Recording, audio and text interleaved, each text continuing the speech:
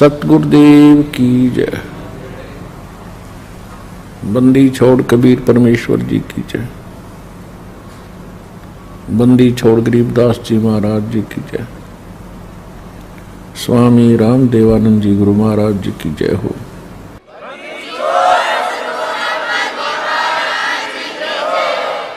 अब ज्योत निरंजन ने सोचा कि जो मेरे साथ होना था वो तो हो चुका है और मैं यहाँ का फुल फ्लैज हो गया, इंडिपेंडेंट हूँ, अब अपनी मर्जी चलाऊंगा। इसने फिर से उस दुर्गा के साथ दुर्व्यवहार शुरू किया, श्री देवी के साथ। श्री देवी ने, दुर्गा ने फिर कहा कि ज्योति निरंजन यानी क्षर पुरुष, तू आंख खोल ले, देखो परमात्मा ने मुझे शक्ति दी है, वर्ड पावर दी है, शब्द शक्ति दी है। मैं वचन से जितने जीव तू कहेगा मैं उत्पन्न कर दूंगी तेरे यहाँ संसार के लिए। तू ये मैथुन सृष्टि प्रारंभ मत कर। लेकिन ये नहीं माना। दुर्गा ने फिर यातना की कि देख, पहले तो तू मेरा बड़ा भाई, मैं तेरी छोटी बहन, और दूसरे मैं तेरे पेट से निकलकर तेरे शरीर से बाहर आई हूं, मैं तेरी पुत्री होगी। तू किसी नाते की तो लाज रख ले। लेकिन इस ज्योत निरंजन क्षर पुरुष ने उसकी एक नहीं सुनी। तो उसमें परमात्मा ने इस लड़की को प्रजनन इंद्रिय नहीं लगाई थी। फिर इस काल ने, ज्योत निरंजन ने, ये तब से सिद्धियां भी आ जाती हैं, अपनी सिद्धि शक्ति से प्रजनन इंद्री बनाई, दुर्गा से बाई फोर्स विवाह किया और फिर इन 3 पुत्रों की उत्पत्ति हुई। रजगुण युक्त ब्रह्मा जी, सतगुण युक्त विष्णु जी, तमगुण युक्त शिव जी। इन तीनों को एक एक गुण युक्त कर दिया। एक एक गुण युक्त कैसे किया? इस काल ने एक ब्रह्मांड के ऊपर टॉप मोस्ट प्लेस पर, शिखर में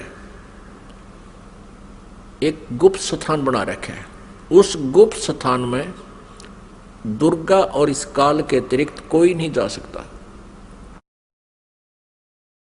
तो वहां इसने 3 स्थान बना रखे हैं। उस गुप्त स्थान पर, गुप्त क्षेत्र में 3 स्थान बना रखे हैं। एक रजोगुण प्रधान क्षेत्र, एक सतोगुण प्रधान क्षेत्र, एक तमोगुण प्रधान क्षेत्र। जैसे किसी मकान में 3 कमरे हों, 3 कक्ष, एक कक्ष में अश्लील चित्र लगे हों और दूसरे में साधु संत फकीरों के, महापुरुषों के चित्र लगे हों और तीसरे में सूरवीरों के, शहीदों के चित्र लगे हों। जिसमें व्यक्ति उन अश्लील चित्र लगे हुए कक्ष में प्रवेश करेगा तो वहां जाकर उसका स्वभाव वैसा ही बन जाएगा, बट नेचुरल है।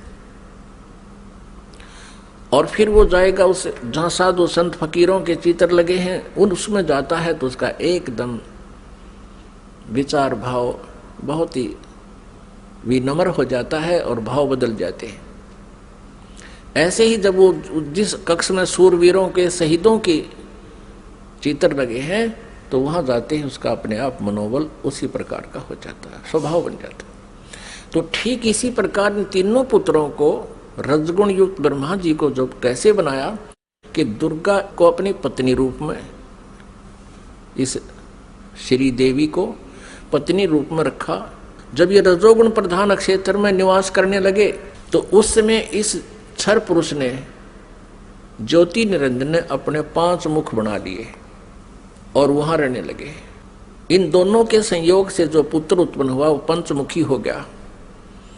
और जब तक वो उस रजोगुण प्रधान क्षेत्र में रहे, इन दोनों का मनोभाव ऐसा ही बना रहा, जिस कारण से वो सभी गुण ब्रह्मा जी में प्रवेश कर गए। और फिर बचपन से ही ब्रह्मा जी को इन्होंने कोमा में कर दिया, परवरिश जारी रखी। जैसे देखा है, एक बता रहा था जी, 10 वर्ष से एक लड़का कोमा में है, एक व्यक्ति का कोमा में, एक पाइप के द्वारा उसमें आहार पेट में भेज देते हैं। तो ऐसे रखते हैं, ये कोमा में रखते हैं, युवा होने पर इनको सचेत कर देते हैं। अब दूसरा क्षेत्र जो सतोगुण प्रधान क्षेत्र है, उसमें ये काल विष्णु रूप बना लेता है, ये क्षर पुरुष। और अपनी पत्नी दुर्गा को वहां रखता है महालक्ष्मी रूप बना के। इन दोनों के संयोग से सतोगुण प्रधान क्षेत्र में जो पुत्र उत्पन्न होता है वो वैसा ही सतोगुण युक्त हो जाता है। और फिर विष्णु जी को भी ऐसे ही ये कोमा में रखते हैं, युवा होने पर इसको भी सचेत कर देते हैं। फिर ये तीसरे तमोगुण प्रधान क्षेत्र में चले जाते हैं। कौन? ये क्षर पुरुष और दुर्गा।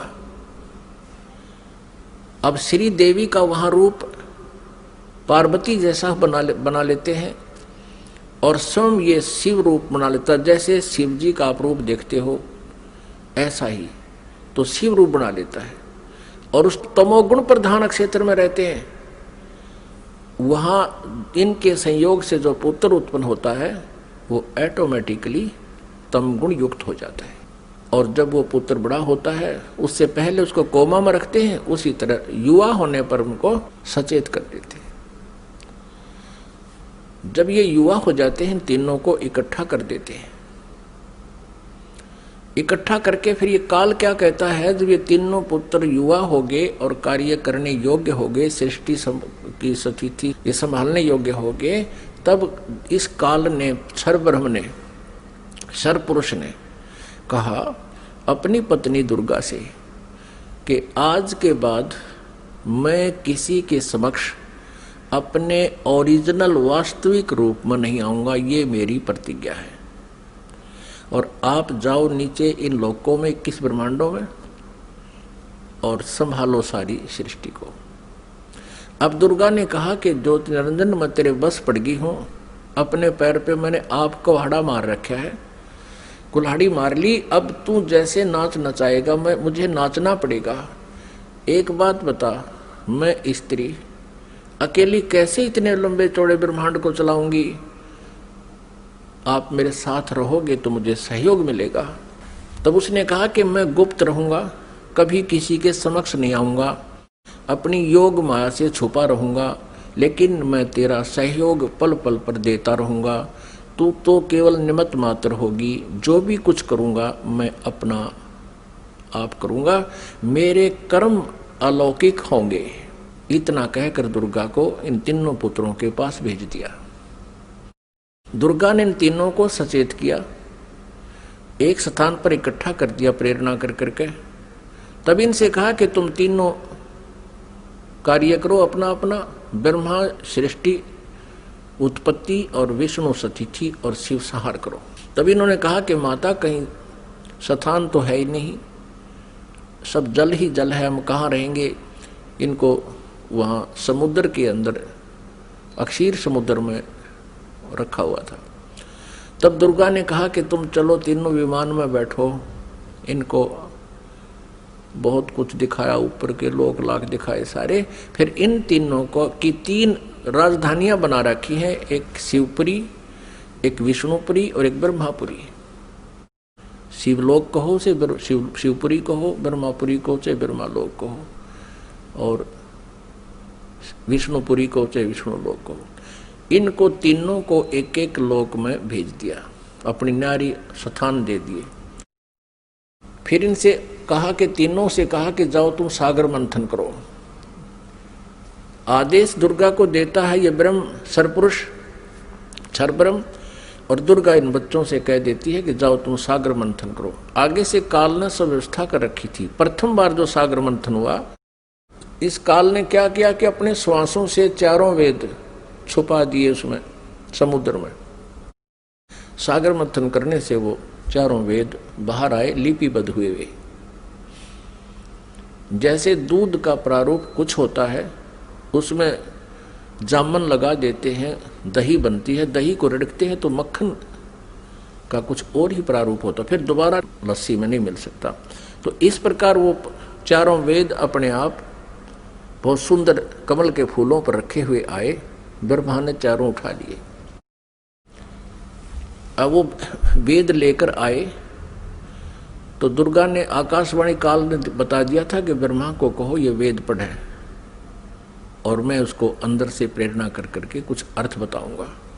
तो ब्रह्मा ने उससे पहले, ब्रह्मा और विष्णु और शिव वेद पढ़ने से पहले तीनों दुर्गा से पूछा करते थे कि माता हमारा पिता कौन है। दुर्गा को काल ने मना कर दिया था कि तू मेरा भेद नहीं बतावेगी। उसी समय ये कह दिया था कि तू मेरे बारे में किसी को नहीं बताएगी, नहीं तो तेरी खैर नहीं है। अब उस काल के डर से, ज्योति निरंजन क्षर पुरुष के डर से दुर्गा ने सब भेद गुप्त रखा। अपने पुत्रों को बताया, बेटा तुम्हारा कोई पिता नहीं, मैं ही तुम्हारी माता हूं, मैं ही तुम्हारा पिता हूं, मैं ही सारी सृष्टि की रचनहार हूं। तो बच्चों ने मान लिया जैसे मां बताती है। जब ब्रह्मा जी ने वेदों को पढ़ा, उसमें देखा कि सृष्टि रचनहार तो कोई और है, वो परम अक्षर ब्रह्म है। ब्रह्मा ने पूछा, माता ये वेद कैसे मिले हमारे को? दुर्गा ने कहा, ये भगवान ने दिए हैं भाई, ये गॉड गिवन है। अच्छा, तो फिर ब्रह्मा ने कहा, माता वेदों में लिखा है कि परमात्मा साकार है, मनुष्य सदृश है, सह शरीर है, और आप कह रही हो कि तुम्हारा कोई पिता नहीं। वेदों में लिखा है कि वो उसी ने सबको, सबकी रचना की है, सबका रचनहार है, कुल का मालिक है। तो अब वेद झूठे नहीं हो सकते क्योंकि गॉड गिवन बता रही आप। अब दुर्गा फंस गई। अपना आत्मा कितनी झूठ बोल ले, सच्चाई ऊपर आए बिना रहा नहीं करती। कहते हैं चोर चुरावे तूंबड़ी गाड्डे पानी में, वह गाड्डे वह ऊपर आवे, न सच्चाई छनी नहीं। फिर दुर्गा ने कहा, बेटा बात सुनो, वो निराकार है, वो किसी को दिखाई नहीं देगा, और क्यों व्यर्थ प्रयत्न करते हो, वो निराकार है। अब ब्रह्मा ने कहा, माता अब आपकी बातों पर मुझे अविश्वास हो गया। पहले तो मैं आपकी प्रत्येक बात को सिरोधार्य करता था, सत्य मानता था, लेकिन आज आपकी बात में फर्क पड़ गया। अब मैं नहीं मानूंगा आपसे, मुझे परमात्मा चाहिए, क्योंकि ये आत्मा जब से उस परमेश्वर से बिछड़ी है तभी से उसका अभाव महसूस कर रही है, और उसी समय से खोज में लग गई। यहाँ हम आगे जहाँ हम उसको जिस विधि से खोजना चाहते हैं वो मिल नहीं सकता, क्योंकि चारों वेदों में केवल ब्रह्म तक के पाने की, इस क्षर पुरुष तक के पाने की विधि लिखी है। उस परम अक्षर ब्रह्म के पाने की विधि इसमें ऑप्शन छोड़ रखा है। यजुर्वेद अध्याय नंबर 40 के मंत्र नंबर 10 से लेकर 13 में स्पष्ट किया है। जो वेद ज्ञानदाता ब्रह्म कह रहा है कि उस परमेश्वर के बारे में कोई तत्वदर्शी संत बताओगे, उनसे पूछो। ये वेद भी यही कहते हैं। वेदों का सारांश गीता जी है। गीता जी अध्याय नंबर 4 के श्लोक नंबर 34 में भी यही कहा है। ये गीता ज्ञानदाता ये क्षर पुरुष है, श्री कृष्ण में प्रवेश करके बोलता है। वो भी यही कहता है कि उस परमात्म तत्व की जानकारी की तत्वदर्शी संतों से जाकर समझो, वो बताओगे। तो वेदों में जो प्रमाण लिखा है, तो ब्रह्मा ने सोचा कि वेदों में लिखा है कि ओम का नाम है, और ओम नाम से जाप करूंगा मैं। और हठ योग कैसे शुरू किया इसने? अब वेदों में हठ योग करना नहीं लिखा, जैसे तप करते हैं ये ऋषि महर्षि, ये नहीं लिखा कहीं पर भी। लेकिन वो तप कहाँ से ग्रहण किया? इस तप वाला जो हठ योग की साधना कहाँ से ग्रहण करी ब्रह्मा ने? ब्रह्मा जी जब उत्पन्न हुआ, श्री विष्णु जी के नाभि से कमल निकला और उसके ऊपर ये बैठे विराजमान पाया अपने आप को। काफी समय तक उस डंठल को पकड़कर नीचे उतरा, ऊपर नीचे घूमा, कहीं और छोर नहीं मिला, तो वापस उस कमल के फूल पर आकर विराजमान हो गया। तब आकाशवाणी करी क्षर पुरुष ने, ज्योति निरंजन ने, कि तप करो तप करो। अब ब्रह्मा ने वो आकाशवाणी परमेश्वर की मान कर तप शुरू कर दिया।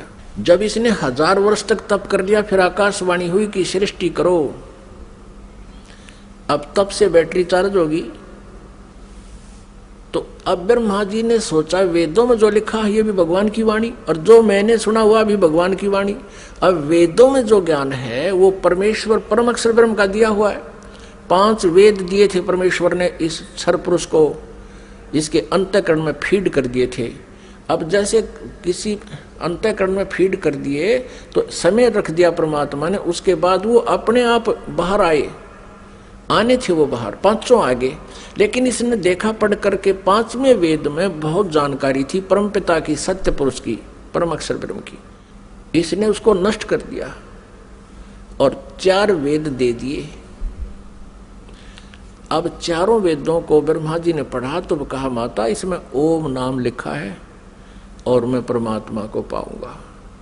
दुर्गा ने कहा कि यदि तेरा पिता तुझे नहीं मिला, तू कहाँ जा रहा है, तो तू क्या करेगा भाई अगर तेरे को तेरा पिता नहीं मिला, क्योंकि उसने प्रतिज्ञा कर रखी है तुम्हें दर्शन नहीं देगा।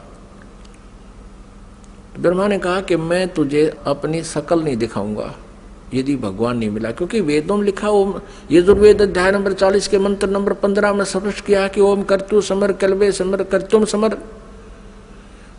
इसलिए ये ओम नाम है क्षर पुरुष का, ब्रह्म तक का, क्षर ब्रह्म का। और परम अक्षर ब्रह्म के बारे में वेदों में ज्ञान नहीं है साधना का, लेकिन उसकी महिमा बहुत लिखी है।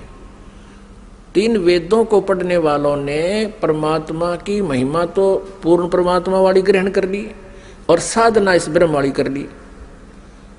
जानकारी परम अक्षर ब्रह्म की अधिक है, जिसको परम अक्षर ब्रह्म कहते हैं, सत्पुरुष भी कहते हैं, लेकिन उसके पाने का मेथड नहीं है, वे ऑफ वर्शिप नहीं है। वे ऑफ वर्शिप यानी पूजा की विधि केवल ब्रह्म तक की है, वो ओम नाम है। गीता जी अध्याय नंबर 17 के श्लोक नंबर 23 में 3 मंत्र के जाप का प्रावधान है। ओम तत्सत इति निर्देश है ब्रह्मण त्रिविध समर्थ है। और गीता जी अध्याय नंबर 15 के श्लोक नंबर 1 से 4 में और 16 और 17 में विस्तार से विवरण दिया गया है कि इस संसार रूपी वृक्ष के तना कौन है, जड़ कौन है और शाखा कौन है, डार कौन है, पत्ते क्या है। इनको जो जानता है वो तत्वदर्शी संत है। और उसमें 16 और 17 श्लोक में 15वें अध्याय के गीता जी में सरपुरुष, अक्षर पुरुष और परम अक्षर ब्रह्म, यानी उस उत्तम पुरुष है तू अन्य, इन सरपुरुष और अक्षर पुरुष है कोई अन्य है, वो परम अक्षर ब्रह्म है। गीता जी अध्याय नंबर 8 के श्लोक नंबर 1 में अर्जुन ने पूछा कि आप जी ने जो अध्याय नंबर 7 के मंत्र 29 में जिस तत्ब्रह्म के बारे में कहा प्रभु वो किम तत्ब्रह्म, उसका उत्तर गीता ज्ञानदाता ने 8वें अध्याय के 3रे श्लोक में दिया है कि वो परम अक्षर ब्रह्म है और वही सबका सृष्टि रचनहार है। तीनों लोकों में प्रवेश करके सबका धारण पोषण करता है, 15वें अध्याय के 17वें श्लोक में स्पष्ट किया है। तो वो परम अक्षर ब्रह्म है, उसकी जानकारी वेदों में पाने की नहीं है, वो तो तत्वदर्शी संत बताएगा, ये दास बताएगा, परमात्मा ने भेजा है उस इसी उद्देश्य से। वो ना होने से ब्रह्मा जी ने ओम नाम का जाप किया, 4 युग तक समाधि लगा कर हठ योग भी किया। तब दुर्गा ने अपने वचन से एक लड़की उत्पन्न की और उससे कहा कि बेटी आप जाओ और ब्रह्मा को जो समाधिस्थ है उसको उठाओ और कहो कि आपको माता याद कर रही है, तेरे बिना सृष्टि नहीं रची जा रही। अब 4 युग जब बीत गए, आकाशवाणी की दुर्गा को सरपुरुष ने कि दुर्गा सृष्टि रचो। दुर्गा ने कहा, प्रकृति देवी ने कहा कि आपका ज्येष्ठ पुत्र आपकी खोज में गया है, मेरे मना करते करते भी गया है। तब आकाशवाणी से कहा उस काल ने, सरपुरुष ने, कि उसको बुलाओ, मैं कभी दर्शन नहीं दूंगा। तब वो लड़की वहां भेजी। लड़की ने जाकर के देखा कि आवाज लगाई, ब्रह्मा उठा नहीं। तब दुर्गा से अपना आकाश यानी अंदर से अंतःकरण से फोन किया, टेलीफोन किया कि माता ये उठ नहीं रहा, अब क्या करूं, बहुत आवाज लगा ली। दुर्गा ने कहा कि तू इसके चरण स्पर्श कर। चरण स्पर्श करते ही ब्रह्मा की आंखें यानी समाधि टूट गई। सामने देखा युवा लड़की को। ब्रह्मा जी ने कहा कि तू कौन कुलटा आ गई है, तुझे मैं श्राप दूंगा, तू मेरा तप भंग करने को आई है। तब लड़की ने कहा मेरे को माता ने भेजा है और आपके बिना सृष्टि रची नहीं जा रही है, बहुत चिंता है माता को, आप चलो। तब ब्रह्मा ने कहा कि कैसे चलूं, पिता के दर्शन हुए नहीं, माँ से मैं प्रतिज्ञा करके आया था कि यदि प्रभु मुझे प्राप्त नहीं हुए तो मैं तुझे शकल नहीं दिखाऊंगा, दर्शन नहीं दूंगा, लौट कर नहीं आऊंगा, अब कैसे चलो, मुझे परमात्मा मिला नहीं। फिर ब्रह्मा ने कहा कि तू एक काम कर, मेरी झूठी गवाही दे दे तो मैं तेरे साथ चल पड़ूं। अब उस लड़की ने सोचा कि माँ का कार्य नहीं हुआ तो अक्षुब्ध होगी, और यदि मैं झूठ बोलूंगी तो ये कह दे कि इसने अपनी मर्जी से बोला है तो फिर मैं मारी जाऊंगी, मेरे ऊपर ज्यादा भार आएगा। तब उसने शर्त रखी कि तू मेरे साथ विलास कर, तब मैं तेरी झूठी गवाही दूंगी, तू मेरे साथ ऐसा कर। ब्रह्मा ने सोचा कि परमात्मा के दर्शन हुए नहीं, वैसे मैं घर जा नहीं सकता। उसने उस लड़की की बात को स्वीकार किया। फिर लड़की ने अपने वचन से एक और लड़की उत्पन्न की और कहा कि 1 से 2 गवाह ज्यादा अच्छे होते हैं। उस लड़की से कहा दूसरे नंबर की से कि तू भी गवाही देना कि ब्रह्मा जी को पिता के दर्शन हो गए और हमारे सामने हो गए। उसने भी यही शर्त रखी, इसी उद्देश्य से, कहीं मैं झूठी ना सिद्ध कर दे मुझे ये और ये आप बच जावें। उस लड़की ने भी वही शर्त रखी, ब्रह्मा ने वो स्वीकार किया। अब तीनों के तीनों मां के पास आ गए, दुर्गा के पास। अब दुर्गा ने पूछा, प्रकृति देवी ने पूछा ब्रह्मा से, क्या आपको अपने पिता के दर्शन हो गए? अब सुनियोजित षड्यंत्र के तहत ब्रह्मा ने कहा, हाँ मुझे पिताजी के दर्शन हो गए। तो दुर्गा ने कहा कि भाई कैसे मानूं मैं तेरी बात को, क्योंकि दुर्गा को तो फाइनल था कि उसने कह रखा कि मैं दर्शन नहीं दूंगा, ये मेरा फाइनल आदेश है, फाइनल फैसला है, डिसीजन है। अब दुर्गा को पूरा दृढ़ विश्वास था कि ऐसा तो हो नहीं सकता। तो उसने कहा कोई गवाह बता भाई, कोई एविडेंस दे। ब्रह्मा ने कहा कि दोनों लड़कियां मेरी गवाह हैं।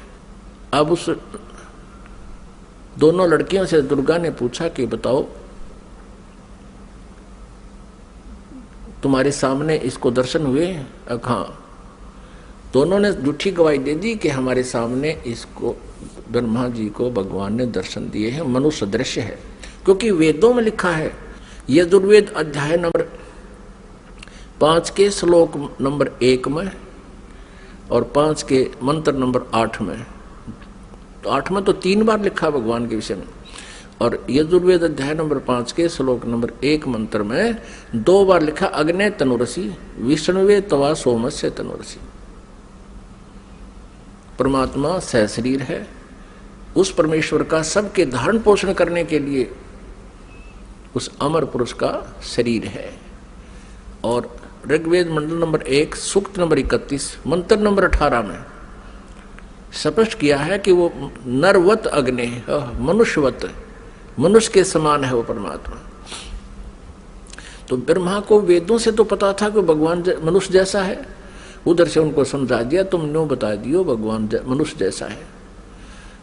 अब दुर्गा को सभी ने जब गवाही दे दी तो दुर्गा समंजस में पड़ गई कि मेरे को तो वो कह रहा था मैं दर्शन दूंगा ही नहीं, और इन बच्चों को दर्शन दे दिए।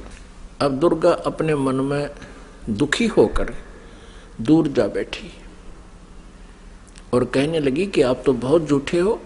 आकाशवाणी अपने इंटरनेट कनेक्शन कर लिया, ऐसे ही कर लेते हैं बातें, जब जिनकी भक्ति से जो सिद्धियां प्राप्त हो जाती हैं, दूसरे से दूर देश में बैठकर भी बातें की जा सकती हैं।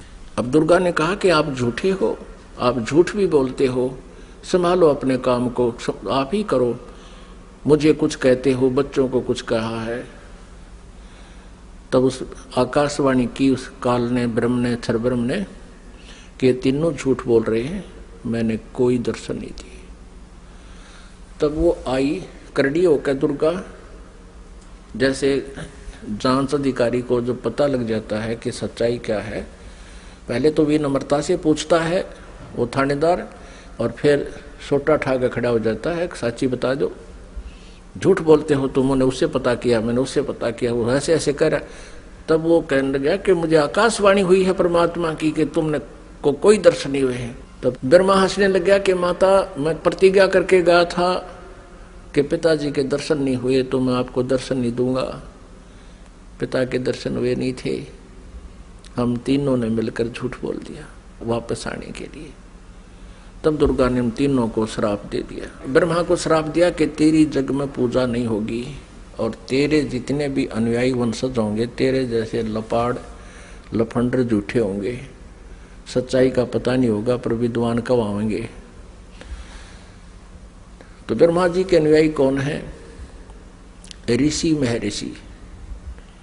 और उनको वेदों का बिल्कुल ज्ञान नहीं था और मैं ऋषि की पदवी पा गए। अभी दिखाएंगे, घबराना ना, कोई पहली बार सुन रहा हो, पूरी डिटेल दिखाएंगे कि सतयुग के ब्राह्मण और गुरु ऋषियों को वेदों का ज्ञान कैसा था। उनको वेदों का ज्ञान ही नहीं था। अब ब्रह्मा जी को बड़ी चिंता हुई कि मेरे को श्राप दे दिया, मेरी पूजा नहीं होगी। ब्रह्मा मूर्छित हो गया, इस आघात ऐसी लगी उसको वचन की। फिर दुर्गा ने विष्णु जी से पूछा कि पुत्र तू भी अपने पिता की खोज कर ले, कहीं फिर बाद में सृष्टि के दौरान तुम समाधि ला कर बैठ जा और सृष्टि कर्म में बाधा पड़े। विष्णु जी चल पड़े पिता की खोज के लिए, शेष नाग के लोक में पहुंच गए। अपने आत्माओं, प्रत्येक प्राणी ने अपनी जो डायरेक्शन कायम कर रखी है, सीमा कायम कर रखी है। जोटे ने भैंसे न अपनी कर रखी है, जब दूसरा भैंसा आ जाता लड़ मरा उसके साथ। कुत्ते ने अपनी सीमा बांट रखी है। ऐसे ही जो ही शेष नाग के लोक में विष्णु जी ने प्रवेश किया तो शेष नाग ने सोचा कि तेरे लोक में, तेरी जुरिडिक्शन में ये कैसे आ रहा है निर्भय होकर के, इसको किसी का खौफ नहीं, मैं यहाँ का सम्राट हूं। अब जो ही विष्णु जी निकट आए तो उसने 1000 फन ऐसे फैला लिए शेष नाग ने, और 1000 फनों से विष का फुहारा छोड़ दिया। जैसे धुंध हो जाती है ऐसे विष्णु जी के चारों तरफ उस विष के फुहारे की धुंध होगी, और श्री विष्णु जी के शरीर पर, पूरे शरीर पर ऐसा पेंट हो गया काला, उस विष से काला शरीर हो गया। अब विष्णु जी ने देखा कि इस नाग ने ये क्या कर दिया, मैंने इसको कुछ कहा नहीं, आगंतुक के साथ ये ऐसा दुर्व्यवहार करता है, मैंने इसको कुछ कहा नहीं, कोई इसको हानि पहुंचाई नहीं, मैं तो अपना कोई किसी खोज में आया था और इसका इतना दिमाग खराब है। अब विष्णु जी ने सोचा कि इसको खत्म कर देता हूं, इस नाग कीड़े को। जो ही शेष नाग को मारने के लिए आगे को चले विष्णु जी, आकाशवाणी की उस ब्रह्म ने, क्षर पुरुष ने, इनके पिता ने, कि विष्णु तुम ऐसे एक दूसरे को मारते रहोगे तो सृष्टि कैसे चलेगी, तुम वापस जाओ, और कहीं पर मैं कभी किसी के सामने नहीं आऊंगा, मैं दर्शन नहीं दूंगा किसी को, मेरी उपलब्धि कोई नहीं कर सकता। और जाके अपनी माता को सच सच बता दे कि मुझे दर्शन नहीं हुए। यदि तू झूठ बोलेगा तो तेरा भी हरास ब्रह्मा जैसा होगा। और इस शेष नाग ने जो तेरे साथ अभद्र व्यवहार किया है, इसका ऑयल, इसका टिट फॉर टैट, यानी इसका बदला तू द्वापर युग में श्री कृष्ण रूप में जाएगा, तब तू इसका बदला लेना, और अब इसको कुछ मत कहे। विष्णु जी को जब आकाशवाणी हुई, उसने परमात्मा की आकाशवाणी मान के वापस माँ के पास आ गया। दुर्गा ने पूछा, बेटा तूने अपने पिता के दर्शन हुए? विष्णु जी ने कहा कि नहीं माता, मुझे कोई दर्शन नहीं हुए। और माता ने पूछा, फिर तेरा हाल ऐसा कैसा हो गया कि ऐसे ऐसे शेष नाग के लोक में चला गया, उसने मेरे साथ ऐसा किया, और आकाशवाणी में कहा है कि इसको अब मत मार, द्वापर युग में जब तू श्री कृष्ण रूप में जाएगा तब तुझे इसका बदला दिलाऊंगा। अब दुर्गा ने विष्णु जी को सीने से लगा लिया कि बेटा तेरे को सतिथि का विभाग दिया जाएगा और तेरी पूजा जगमग होगी और तू बहुत सच्चा व्यक्ति है। अब तीसरे शिव जी के पास दुर्गा गई अपने पुत्र के पास और कहा, बेटा तेरे 2 भाइयों को तो पिता के दर्शन हुए नहीं, उन्होंने खूब ट्राई कर ली, अब आप भी खोज कर लो अपने पिता की, कहीं फिर बाद में सृष्टि कर्म शुरू हो जाए, उसके बाद तुम जाओ कितने संन्यास धारण करो, अभी जाके खोज कर ले। भगवान शिव जी ने, शंकर ने समझदारी की, कहा माता जब मेरे 2 बड़े भाइयों को पिता के दर्शन नहीं हुए, ब्रह्मा जी ने तो 4 युग समाधि भी लगाई, और विष्णु जी ने वैसे घूम घाम कर ढूंढना चाहा, तो मैं तो ट्राई ये नहीं करता माता, पर मुझे एक वरदान दे दो। दुर्गा से शिवजी ने कहा, तमोगुण शिव ने कहा कि मुझे एक वर दे दो माता कि मेरी मृत्यु कभी ना हो, मैं अमर हो जाऊं। अब दुर्गा ने कहा कि बेटा, श्री देवी ने कहा कि पुत्र यहां ऐसा नहीं हो सकता, जिसका जन्म है उसकी मृत्यु होगी ही होगी, ये मेरे बस से बाहर की बात है। लेकिन मैं तुझे एक विधि बताती हूं जिससे तेरी आयु सबसे अधिक हो जाएगी। तो भगवान शिव ने कहा कि माता वही कृपा कर दो। तो दुर्गा ने कहा कि बेटा, इस आयु के बढ़ाने का एक विधि है, तरीका है कि प्राणायाम करके श्वास को सूक्ष्म कर ले, एक स्थान पर बैठा रहे और सूक्ष्म श्वास कम से कम लेने से आयु बढ़ जाती है, क्योंकि आयु श्वासों पर आधारित है। तो भगवान शंकर ने यही सिरोधार्य किया, जैसे आप किया गया। आप देखते हो ज्यादातर भगवान शिव जी समाधिस्थ रहते हैं, इनकी आयु भी सबसे लंबी है। 7 ब्रह्मा की मृत्यु के उपरांत एक विष्णु जी की मृत्यु होगी, 7 विष्णु जी की मृत्यु के उपरांत एक शिव जी की मृत्यु होगी, तमोगुण शिव की। इसकी इतनी लंबी आयु है। और एक ब्रह्मा जी की आयु कितनी है? ब्रह्मा जी का एक दिन, रजगुण ब्रह्मा जी का एक दिन 1000 चतुर्युग का होता है। और इतनी ही रात्रि, एक चतुर्युग में कितने वर्ष हैं हमारे मनुष्यों के? 43,20,000 वर्ष एक चतुर्युग में। ऐसे ऐसे 1000 चतुर्युग का ब्रह्मा जी का दिन और इतनी ही रात्रि। 30 दिन रात का महीना, 12 महीने का एक वर्ष और 100 वर्ष की ब्रह्मा जी की आयु। इससे 7 गुना विष्णु जी की, सतगुण विष्णु जी की, और विष्णु जी से 7 गुना तम गुण शिव जी की, इतनी लंबी आयु होगी। फिर इन तीनों पुत्रों का दुर्गा ने विवाह करना चाहा। आकाशवाणी की उस काल ब्रह्म ने, सरपुरुष ने दुर्गा जी से कि दुर्गा तो इन तीनों बच्चों को पुनः सागर मंथर पर भेज दे, और वहां इनका विवाह करने के लिए तू ही 3 रूप बना करके 3 लड़कियों के रूप से निकलना है। अब श्री देवी ने 3 रूप बनाए, गुप्त, और समुद्र में छुपा दिए। उधर से तीनों पुत्रों से कहा कि जाओ बेटा तुम सागर मंथन करो। उधर से ये काल सब व्यवस्था कर देता है। इन्होंने जाकर के सागर मंथन दूसरी बार किया तो 3 लड़कियां बाहर आई। अब माता ने कहा था बेटा जो पहले निकले उसकी पहचान कर लेना, अलग अलग। दूसरी बार जो निकले उसकी पहचान तीसरे के। तो तीनों ने आगे पीछे कर लिया, उनको मां के पास ले आए। दुर्गा ने पूछा पहले कौन सी निकली थी? कि ये वाली। उसका नाम सावित्री रख दिया और ब्रह्मा से कहा कि ये तेरी पत्नी रूप में होगी। दूसरी को कहा तेरा नाम लक्ष्मी होगा और विष्णु जी से उसका विवाह कर दिया। और तीसरी से कहा कि तेरा नाम उमा होगा और उसका विवाह शिव जी से कर दिया। अब यहां से इस एक ब्रह्मांड में काल सृष्टि प्रारंभ हुई। इस क्षर पुरुष का परिवार प्रारंभ हुआ। इससे सुर और असुर उत्पन्न हुए।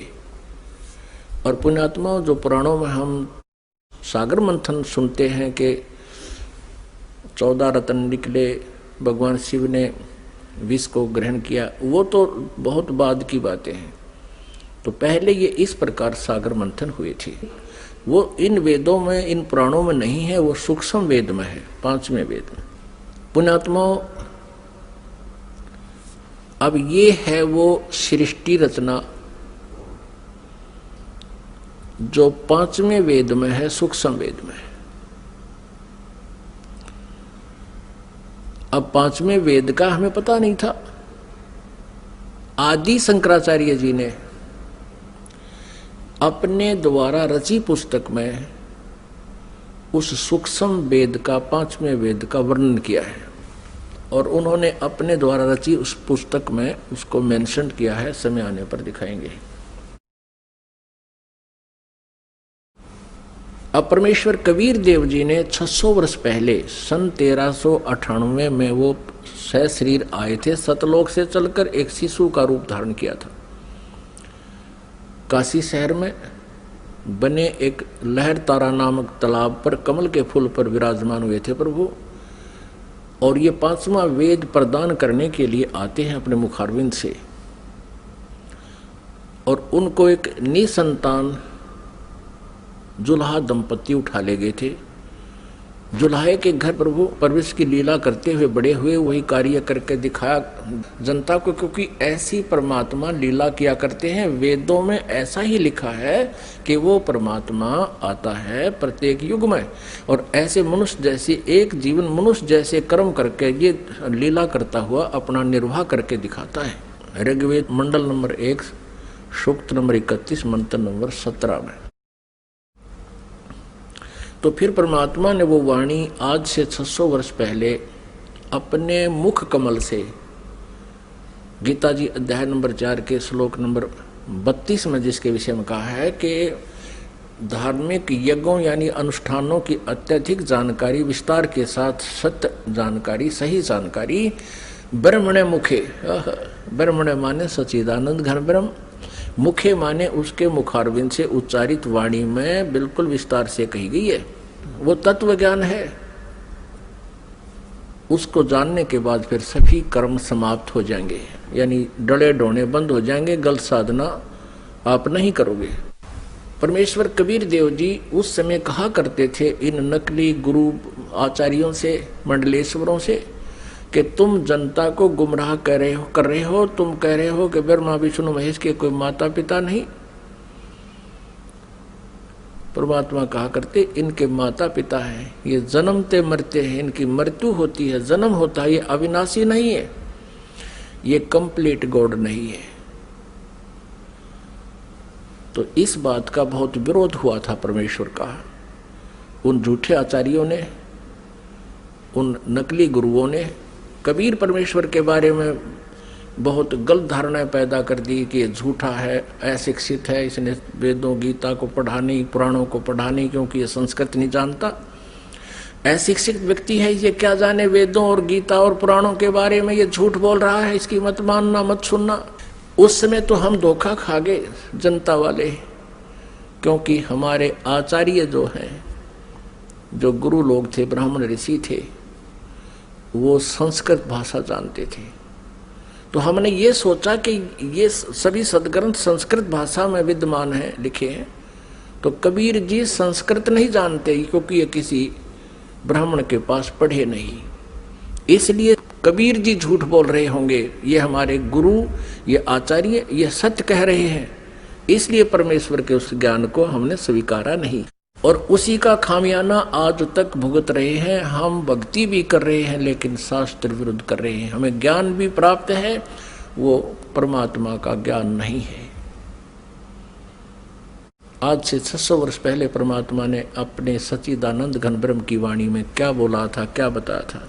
जैसे ऋग्वेद मंडल नंबर 9 सूक्त नंबर 86 मंत्र 26 और 27 में, ऋग्वेद मंडल नंबर 9 सूक्त नंबर 82 मंत्र 1, 2, 3 में, ऋग्वेद मंडल नंबर 9 सूक्त नंबर 20 मंत्र 1 में, ऋग्वेद मंडल नंबर 9 सूक्त नंबर 96 के मंत्र नंबर 16 से 21 तक, उसमें कहा कि परमात्मा सतलोक से चलकर आता है। ऋग्वेद मंडल नंबर 9 सूक्त नंबर 1 मंत्र नंबर 8 और 9 में स्पष्ट किया परमात्मा कि वह शिशु रूप धारण करता है, और जब वो शिशु रूप में आता है परमात्मा, तो उसकी परवरिश की लीला कुंवारी गायों से होती है, और वो परमात्मा तत्व ज्ञान, यथार्थ ज्ञान को बताने के लिए अपनी प्यारी आत्माओं को मिलता है, श्रेष्ठ वर्णीय आत्माओं को, श्रेष्ठ आत्माओं को मिलता है, उनको फिर तत्व ज्ञान से परिपूर्ण करता है। उसी आधार से परमात्मा जो लीला किया ही करते हैं, उसी तरह करते हुए आदरणीय धर्मदास साहिब जी को मिले। अच्छी आत्माओं में से किन किन अच्छी आत्माओं को मिले? आदरणीय धर्मदास साहिब जी को मिले, आदरणीय मलुकदास साहिब जी को मिले, आदरणीय दादूदास साहिब जी को मिले, आदरणीय नानक साहिब जी को मिले, आदरणीय गरीबदास साहिब जी गांव छुडानी जिला जज्जर हरियाणा वाले को मिले, आदरणीय गीसा साहेब जी, गांव खेखड़ा, जिला मेरठ, उत्तर प्रदेश वाले को मिले। तो वो परमात्मा के गुणों में लिखा है कि वो ऐसा करते हैं, वेद भी गवाही दे रहे हैं। उसी आधार से परमात्मा धर्मदास साहिब जी को मिले थे, जो बांधवगढ़ के रहने वाले थे, मथुरा में गए हुए थे भगवान की खोज में। वहां परमात्मा ने कहा था इन तीर्थों पर भगवान नहीं है, भगवान आपके सदग्रंथों में लिखी हुई विधि से प्राप्त होगा। और धर्मदास जी, आप यहाँ कह रहे हो कि भगवान यहाँ घूमा करते थे श्री कृष्ण जी, फिर अब तो नहीं है वो, या तो घूमा करते थे उस समय आते तुम, अब वो है ही नहीं, अब क्या ढूंढने आते हो?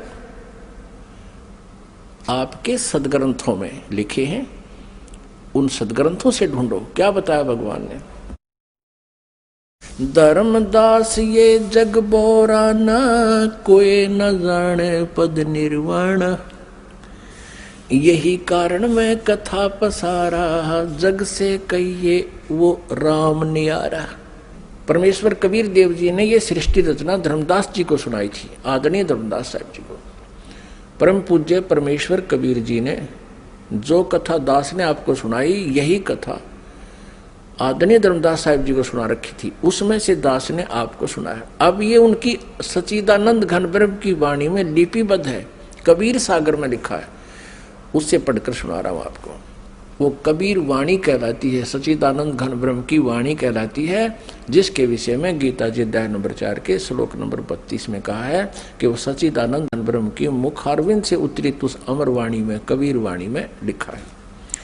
धर्मदास ये जग बोरा ना, कोई न जान पद निर्वाणा, यही कारण मैं कथा पसारा, जग से कहिए वो राम निहारा। यही ज्ञान जग जीव सुनावो, सब जीवों का भ्रम नसावो, अब मैं तुमसे कहूँ चिताई, त्रिदेवन की उत्पत्ति भाई। इन तीनों देवताओं की उत्पत्ति मैं तुम्हें बताता हूँ, परमेश्वर कहते हैं कबीर जी। परम पूज्य कबीर परमेश्वर जी क्या बता रहे हैं कि अब मैं तुझे तुम्हारे तीनों देवताओं की उत्पत्ति बताता हूँ। पुण्यात्मा, 600 वर्ष पहले परमात्मा ने यह ज्ञान अपनी सच्चिदानंद घन ब्रह्म की वाणी में लिखा, बोला, वो लिखा गया। और यही अब आपको रूबरू कराएंगे पुराणों में और वेदों में, गीता जी में। आप दांतों तले उंगली दबाओगे कि सचमुच भगवान ने हमारे को कैसा मूर्ख बना रखा था नकली आचार्यों ने, गुरुओं ने। हमें हमारे सिलेबस से भी परिचित नहीं कराया इन अध्यात्मिक गुरुओं ने। हमारा सिलेबस है, हमारे सदग्रंथ है, इनके विरुद्ध जो ज्ञान सुना जाता है शास्त्र सिलेबस के विरुद्ध है, शास्त्र विरुद्ध है।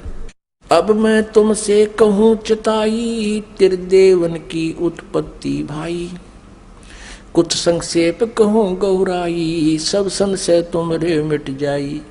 कहते थोड़े से समय में संक्षेप में बताऊंगा, उससे में सारे संशय दूर हो जाएंगे। ज्ञानी सुने सो हृदय लगाई, मूर्ख सुने तो गम ना पाई। इस ज्ञान को जो बुद्धिमान व्यक्ति सुनेंगे, इस कथा को, तो हृदय से लगाएंगे कि सचमुच सही है। और प्रमाण देखेंगे अपने सदग्रंथों में, पुराणों में और वेदों और गीता जी में। बुद्धिमान तो हृदय से लगाएगा कि सचमुच यही बात है, हमें पता नहीं लगा। और मूर्ख सुने तो गम नहीं पाई, माने वो नहीं समझ सकेगा, वो तो अनाड़ी आदमी है, प्रमाण देखकर भी नहीं मानना, तो अनाड़ी व्यक्ति है। ज्ञानी सुने सो हृदय लगाई, मूर्ख सुने तो गम ना पाई। अब मैं तो बताने जा रहा हूं उसके बारे में, समझदार तो समझेंगे क्या। माँ अष्टंगी पिता निरंजन, ये जमदारुण वंशन अंजन। ब्रह्मा श्री विष्णु श्री शिव जी के माता तो अष्टंगी या दुर्गा है, और पिता ये ज्योत निरंजन क्षर पुरुष क्षर ब्रह्म ये काल है। माँ अष्टंगी पिता निरंजन, ये जमदारुण वंशन अंजन। पहले कीन निरंजन राई, पीछे से माया उपजाई। पहले तो कहते हैं ज्योत निरंजन क्षर ब्रह्म का अंडे से जन्म हुआ, हुई परमात्मा से ही, और पीछे से दुर्गा की उत्पत्ति की परमेश्वर ने ही, परम अक्षर ब्रह्म ने, सतपुरुष कबीर साहब ने। तो फिर क्या बताते हैं, पहले कीन निरंजन राई, पीछे से माया उपजाई। माया दुर्गा को कहते हैं। माया रूप देख अति शोभा, देव निरंजन तन मन लोभा। दुर्गा के सुंदर रूप को देखकर इसके अंदर विषय वासना प्रभावित होगी, प्रबल होगी। काम देव धर्मराय सताए, देवी को तुरंत धर खाए। क्या बताते हैं कि इस काल के अंदर उत्तेजना उत्पन्न होगी और दुर्गा इसके मुंह में चली गई। इसने बुरी तरह अभद्र तरीके से आलिंगनबद्ध करने के लिए हाथ फैला रखे थे और किस करने के लिए मुंह पाड़ रखा था पागल की तरह। दुर्गा इसके मुंह से चली गई अंदर पेट में। पेट से देवी करी पुकारा, हे साहेब मेरा करो उभारा। टेर सुनी तब हम ता आए, अष्टंगी का बंध छुड़वाए। परमात्मा कहते धर्मदास जी फिर मैं वहां गया दुर्गा के पास जो पेट में थी, उसके बाहर निकाला मैंने इसको। सतलोक में कीन्या दुराचारी, काल निरंजन दीन्या नकारी। माया समेत दिया भगाई, 16 शंख कोस दूरी पर आई। अष्टंगी और ये काल अब दोई, मंद कर्म से गए बिगोई। धर्मराय को हिकमत कीन्या, नख रेखा से भग कर लीना।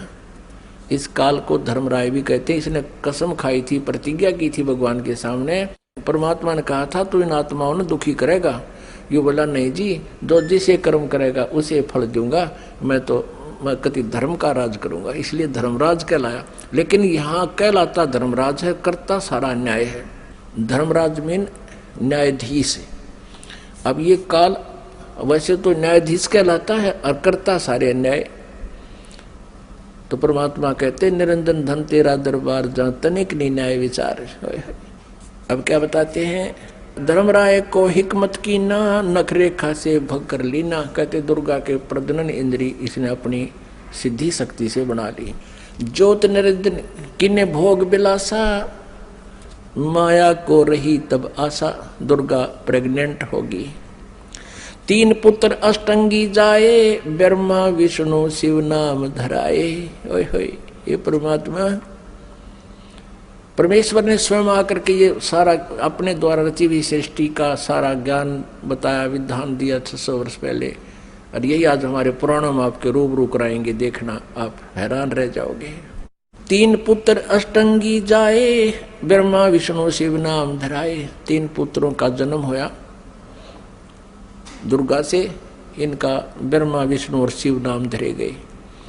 3 देव विस्तार चलावे, इनमें यो जग धोखा खावे। ये तीनों देवता इस काल के एक ब्रह्मांड का संचालन कर रहे हैं और इन्हीं को सर्वेश्वर मान के ये जग धोखा खा रहा है। 3 लोक अपने सुत दीन्या, सुन निरंजन बासालीन्या। 3 लोक, पृथ्वी लोक, स्वर्ग लोक और नीचे पाताल लोक, ये तीनों लोग अपने पुत्रों को देकर ये स्वयं शून्य में, शिखर में, एकांत स्थान पर गुप्त रहता है। गीता जी अध्याय नंबर 7 के श्लोक नंबर 24 और 25 में स्वयं कहता है, श्री कृष्ण में बोल रहा है ये काल प्रवेश करके, कहता है ये मूर्ख समुदाय मुझे मुझ अव्यक्त को व्यक्तिम आपनम मन्यते, मुझे मनुष्य शरीर में आया हुआ मानते हैं, कृष्ण मान रहे, मैं आई एम नॉट कृष्ण। और ये कहता है कि मैं कभी किसी के समक्ष नहीं आता, ये मेरा अनुत्तम यानी घटिया नियम है मेरा। अब जो भगवान, अब जो पिता पुत्रों के भी सामने नहीं आता, उनसे भी छुप के रहता है, तो उसमें कोई दोष है, वो अच्छा नियम नहीं है उसका। इसलिए यह अनुत्तम घटिया अटल नियम लिखा, ये मेरा अटल नियम है, अविनाशी नियम है। और फिर कहता है कि मैं अपनी योग माया से छुपा रहता हूँ।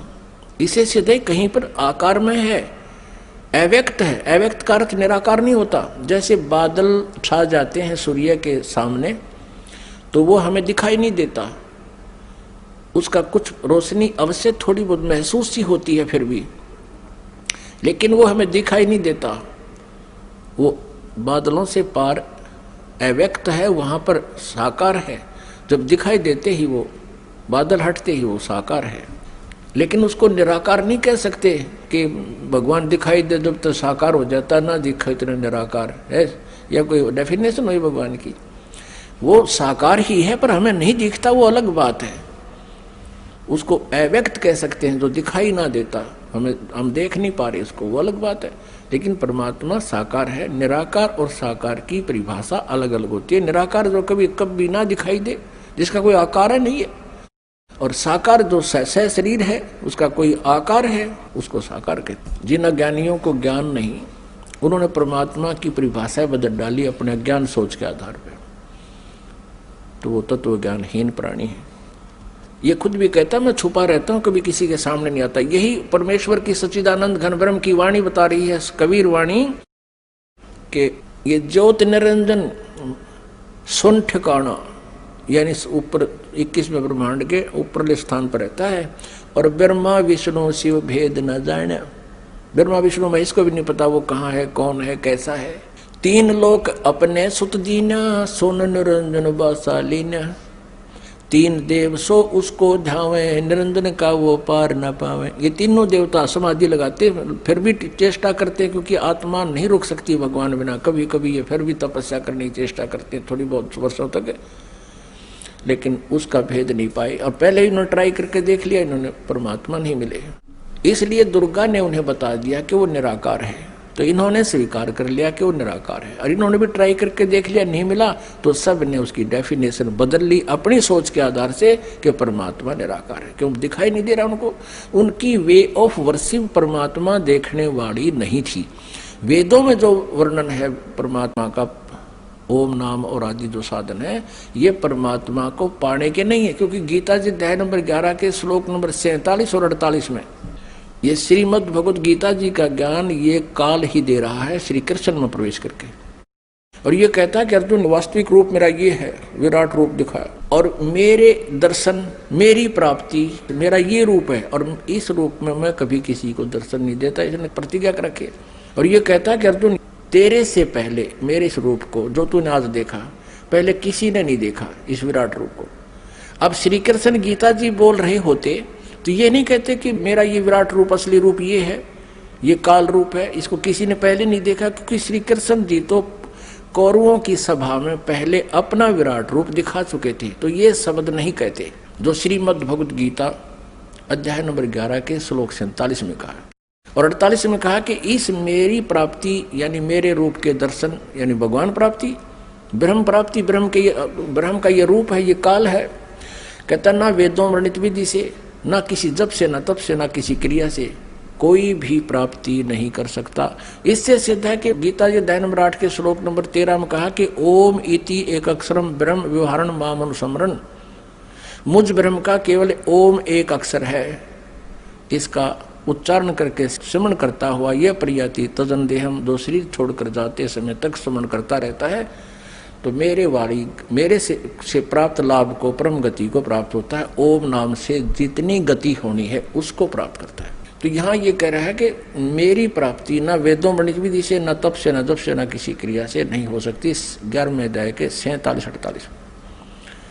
तो इससे सिद्ध हो गया कि उस ज्योत निरंजन का किसी ने दर्शन नहीं हुए और उसको कह दिया कि वो निराकार है। कहते खोजत खोजत था किया, अंत कहा बेचून, ढूंढते ढूंढते थक गया, कह दिया भगवान निराकार है, जबकि वो साकार है। वेद साकार बताओ, पुराण साकार बतावे, कुरान साकार बतावे, और बाइबल साकार बतावे, और किसी भी धर्म के किसी भी भगत से पूछ लीजिए, सभी कहें भगवान निराकार है। अब आगे वाले समय में आपको पूरी डिटेल दिखाएंगे, प्रत्येक शास्त्र में प्रमाण देंगे, इस परमात्मा के द्वारा बताई गई सृष्टि रचना प्रमाणित करेंगे अपने ही सदग्रंथों में, तब आपका विश्वास होगा। बोलो सतगुरुदेव की जय।